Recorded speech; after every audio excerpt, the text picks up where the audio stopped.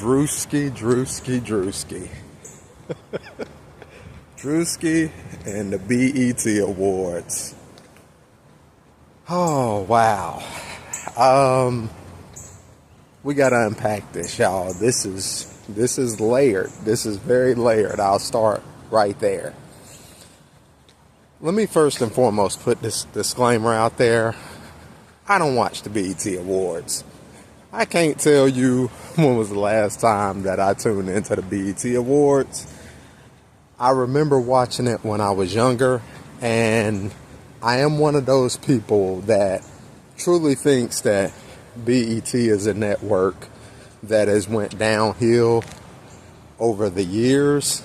I don't like a lot of what they stand for as far as how they represent black people.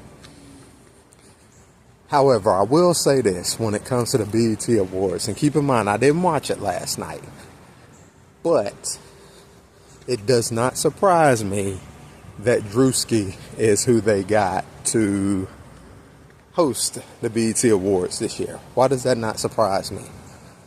Druski is an entertainer. What does BET stand for? Black Entertainment Television. People have put BET on a pedestal for a long time as if it's a network that speaks for African American culture. And maybe back in the day, from the sense of hip hop and hip hop culture, it did that some, as well as R&B.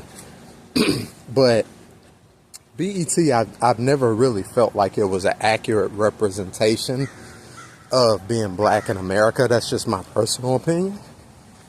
However, the fact that they picked Druski, who is one of the hottest entertainers on social media right now, it makes sense. It's a match. And when you look at Druski's target audience, from a marketing standpoint, it just makes sense. So, I know right now, everybody has different opinions, right? You have some people that are upset, very upset, mad at Druski because they said that he mocked God for his comments. You have some people that are upset with BET because they say, how in the world could they get somebody like that to host the awards?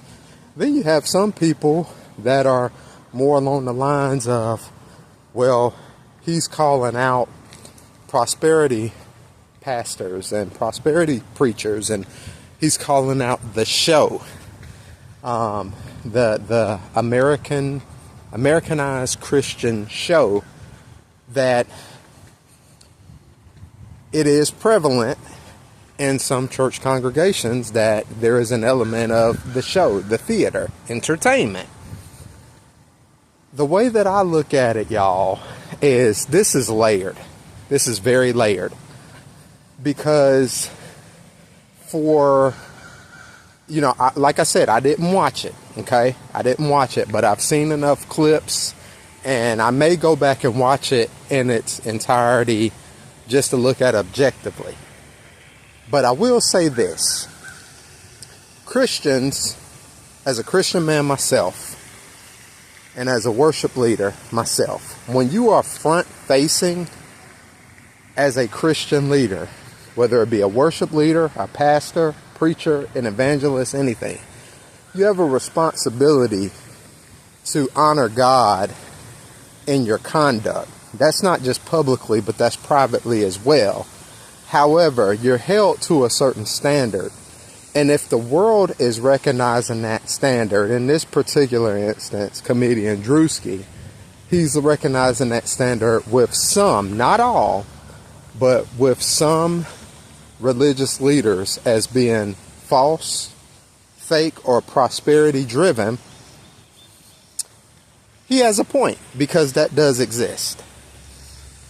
However, I'm not saying that I agree with his methods, though, because we know that God is a God that is omnipotent, he's omniscient, he's omnipresent. He deserves the highest honor, glory, and praise. And so when we use certain language, there is power in the language that we use, even if the intent is not necessarily to mock God, but you're putting people on blast that mock God. I do believe that there's still power in those words. So, what are you saying, Chuck?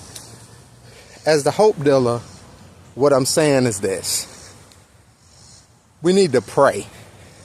We need to pray for Druski and what he's doing. We also need to pray for those preachers, pastors, and evangelists and what they're doing, that maybe this will help wake them up and see some of the errors of their ways. We need to pray for the entertainment industry as a whole, because y'all got to remember, the entertainment industry is an evil industry. It is driven by some pretty diabolical people and systems and schemes, whether that be music or movies. We know it. We know that by now. There's enough evidence of that. So, my encouragement, whatever side that you fall on, don't operate in hate. Understand that it's good to listen to different viewpoints. That doesn't mean that you agree with everything, but it means that you listen to it, so that way when you make decisions, you can make them objectively and not just emotionally. That's my true and honest take on it, y'all. The BET Awards and the Druski situation. This the Hope Dealer. I love all y'all out there. Everybody out there. Stay hopeful.